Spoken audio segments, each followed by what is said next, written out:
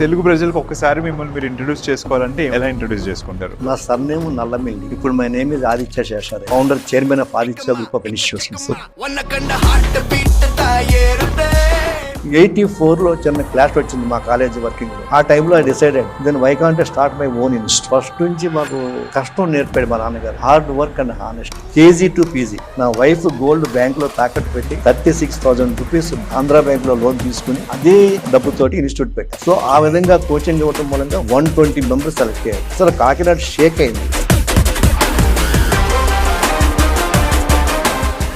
నాన్న కష్టం చూసి బాగా చదువుకోవాలి అని అనుకోని అలా చదివారా? నాన్న యొక్క గైడెన్స్. పొలం వెళ్ళామనుకోండి, పొలం పనిలో కలుపు మొక్కలు ఉంటాయి. ఆ కలుపు మొక్కలు తీయాలంటే కంటిన్యూగా ఒంగుని ఉండాలి. పైకి లేస్తే అనేవాడు, ఒరే చదువుకుంటే ఇంత కష్టం ఉండదురా, చదువుకోకపోతే జీవితం అంతా ఇలాగా ఉంటుందిరా అని చెప్పేసి. అప్పుడున్న శేషారెడ్డి నేర్చుకున్న విషయాలేంటి లైఫ్ లో? ఆ టైంలో నేను ఒక షెడ్ వేసి తడికిలు కట్టి ఆ తడికిలకి సౌండ్ వస్తుంటే న్యూస్ పేపర్లు అంటించి పాఠాలు చెప్తున్నాను. కసి ప్లస్ కృషి ఈజ్ ఈక్వల్ టు ఋషి. అది మా ఫాదర్ చిన్నప్పటి నుంచి నేర్పినటువంటి విద్య.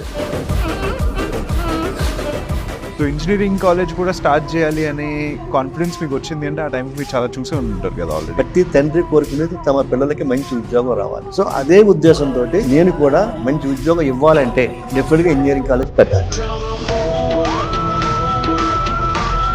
ఇదేనా బిజినెస్ అవ్వచ్చు, ఇదేనా లక్ష్యం అవ్వచ్చు అనే కాన్ఫిడెన్స్ ఎలా వచ్చింది మీకు? సెలెక్ట్ అవ్వకపోవటం నన్ను రెచ్చగొట్టింది. 4 సంవత్సరాలు సిన్సియర్గా ట్రై చేస్తే కానీ ఇంటర్వ్యూ వరకు వెళ్ళేవాడిని కానీ పోయేది. ఇవి నా పిల్లలకి ఇస్తే ఎందుకు వాళ్ళని సెలెక్ట్ చేయలేదు? నేను ప్రిపేర్ అయినటువంటి ఆ మెటీరియల్ అంతా ఉంది కాబట్టి దాంతో నేను స్టార్ట్ చేసి సక్సెస్ అయ్యాను.